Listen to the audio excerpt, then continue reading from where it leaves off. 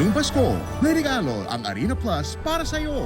Get a welcome bonus of 3,188 pesos with us para tuloy ang saya sa bawat laro ngayong Pasko. Arena Plus ang bahala sa saya ng buong barkada. Manood ng NBA sa Arena Plus and score up to 10,000 pesos daily bonus plus a chance to win multiple bonuses. Maligayang Arena Plus ko!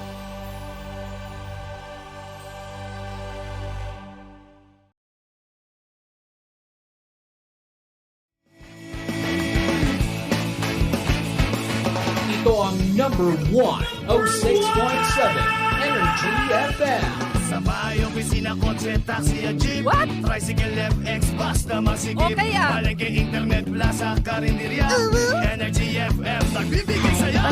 Huwag mong sabihin radyo, sabihin mo Number 1. Energy. Pangga, energy kaibigan mo. Pangga, energy ang numero uno. Agad tumalo na at isigaw mo. Same, pero iba! Huwag mong sabihin radyo, sabihin mo Energy. Ay! Naku mga mare! Happy Thursday sa inyong lahat. Ako nakakaloka, di ba? Ilang araw na lamang ay talagang magpapalit na ng buwan at talagang ito ng pinakaiintay ng lahat. Ang pagsapit ng Disyembre. Pero syempre, di ba, alam naman natin na marami talaga tayong mga dapat gawin, mga dapat paghandaan, pero dapat kalmado ka.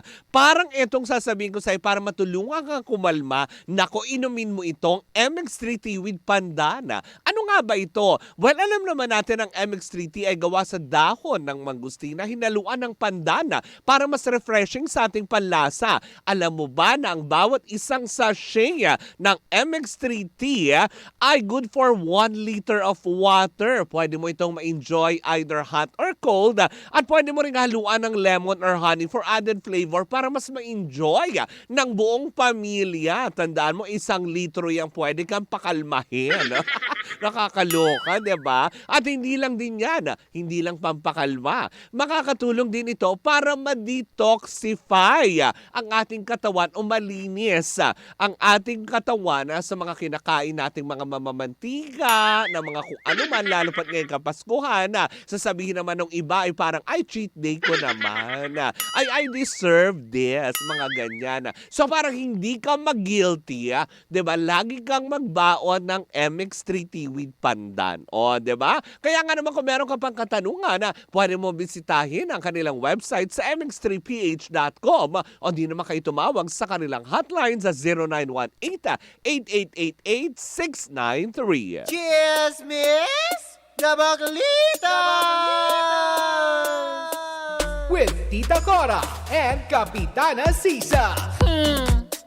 Same, pero iba. Dahil ako ngayon ay mag-isa dahil very busy ang aking partner. Oo, ay iba din. Ibang-iba dahil talagang maiiba ang kanyang mundo ngayon. Ang taray! Diba? Dahil mamayang gabi ay tatanggap ang aking partner, which is I'm so proud of, ng award. Hindi galing kay Papa Jackson. Oo. Kung hindi sa Most Live Asian Builders Awards. O, diba na nakakaloka? Kaya nga naman, alam mo yun, kailangan payat daw siya mamayang gabi. Kailangan balingkinita ng partner ko. Kaya pinaghandaan.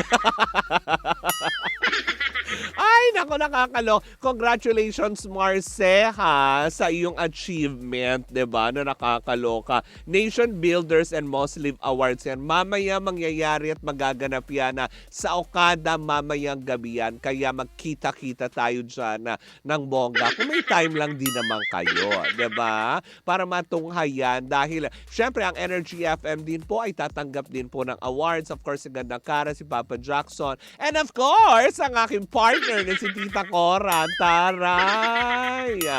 Best in eating, ganon. No? Hindi. I'm so proud, diba? Kung ano mang award yan, malalaman nyo yan na bukas dahil ating pagchichika-chikahan yan ng bongga. Well, in the meantime, habang busy ang aking partner, ayan, sa pag-aayos, ang taray! Alam ko saan ka nagpaayos? Sa Laloma. Baka dumating ka mamaya nakabambu ka. Char lang. Wala naman mga pangga, hindi ba? Sa ngalan ng aking partner, si Tita Cora, ako po si Kapitana Sisa at eto ng pinakaantabayanan nyong Baklita sa Woo! Hello pa rin po sa mga nanonood sa atin via our Facebook Live and of course sa TikTok and of course sa YouTube channel natin, ang ating Team Replay. Hello po sa inyong lahat dyan, Luzon, Visayas, and Mindanao, Metro and Mega Manila.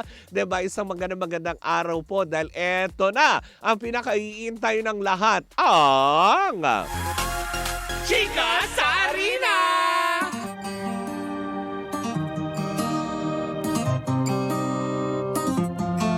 Wow! Huwag matakot sa hamon ng buhay. May mga afam na nakagapay. O, diba? May ahon tayo. Angat Pinay. Ganon. Pero eto na nga talaga nga naman kagabi nagsalpukan na. Ay, nako. Hindi ang mga mambabata sa Kongreso. Kung hindi ang mga kuponan na naglaban-laban na para sa first game ng PBA Commissioner's Cup na naganap yan kagabi. Unang laro, nako, talaga nga naman umariba, hindi ang Letran. Oo, kung hindi ang grupong Converge against Columbia. O, Columbian DYIP. Dahil tinambakan lang naman nila sa score na 116 against 87. Ang taray, iba din. Sana magtuloy-tuloy talaga ito. Talaga nga naman talagang bumabawi ng husto ang kuponan ng Converge, diba? Dahil alam na, kung matatandaan natin, ilang seasons naman talaga na marami ng hinayang, di ba? Pero mukha yata ngayon ay kakaibang Converge team sa pamumuno ng kanilang hindi lang liderato, kung hindi ng coach. O nakabagong coach. Sino nga ba yung coach? Hindi kinilala yung coach.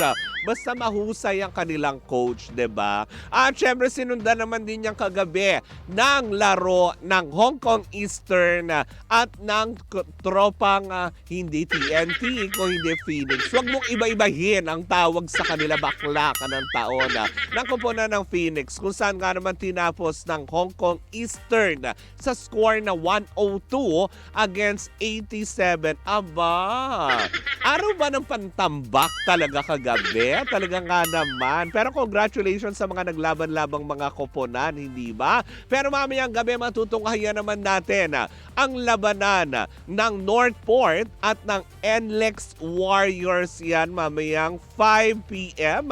Nasusundan naman ng Blackwaters Bossing o Blackwater Bossing against Magnolia Hot Shots. Nako, talaga nga naman.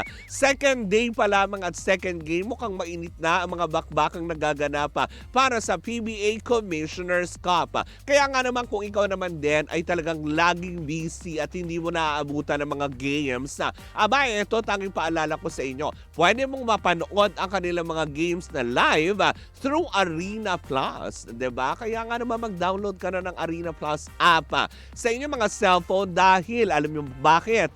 Sila lang naman ang ginawaran bilang Best Sportsbook Operator for 2024 Sigma Asian Awards. Dahil kaastig natin dyan ang ating mga Pinoy basketball sensation sa mundo ng PBA na inaantabayanan ng lahat, of course. Ang Ginebra Fanay. O, diba? Dahil nandyan po si Scottie Thompson. O, diba? At syempre sa mundo naman ng NBA, ang ating phenomenal Philippine basketball star na si Jordan Clarkson at ang aking soon-to-be jowa. Nax, grabe na ito. Bakit ba? Malay nyo naman. Si Austin Taylor Reeves. Kaya nga naman, diba? Para matunghayan nyo dahil may labanan at ongoing ang labanan ng NBA season din ng Eastern and Western Conference. Kaya mag-download na ng Arena Plus app on Google App Store and Google Play pwedeng-pwede na yan. Or you can also watch it to arenaplus.ph. Now, sa Arena Plus, astig sa sports. Paalala pa rin po natin ha, syempre that gaming is 21 years old and above only. Keep it fun. Game responsibly. At syempre yan po muna ang ating chika sa Arena na atin sa atin ang Arena Plus, astig sa sports. Talaga ganun kataas. Ganun talaga kataas, ganun ka-hyper, akla ka ng taon, diba? Hindi na-excite kasi talaga ako dahil kahapon ay magkasama din po kami ng aking partner si Tita Cora at kami po ay nagpapasalamat, diba? Mula po sa Energy FM and of course sa programang Baklitas, kina Ambet Nabus. Kapatid, maraming salamat dahil it's an honor, diba, na maimbitahan para sa isang okasyon kung nasaan nandun po ang ating Star for All season na si Vilma Santos na aming nakapanayam din kahapon. Napakabait pala ni Ate V, sobra. At saka parang hindi siya tumatanda.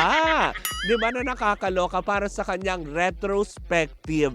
Di ba, binigyang pugay po siya ng eskwelahan ng UST. At taray, nandun kami sa UST kahapon. Bakit? Di ba? Na nakakaloka. Kung saan nga naman binigyang pugay ang kanyang angking talento, galing bilang nanay, bilang artista, of course, bilang mambabatas. Di ba? Kaya, yan, maraming salamat po Kuya Ambet Nabu sa pag-imbita nyo po sa Baklitas at sa pagpansin po sa Energy FM. Maraming salamat po. At syempre sa mga Tomasians, nagulat po kami ni Tita Cora na madami palang nakikinig dyan. O, diba? Mga estudyanteng nahuhumaling online. O, hello po sa inyong lahat, ang mga Tomasians, diba? At syempre ang mga Vilmanians na amin nakadaupang palad kahapon.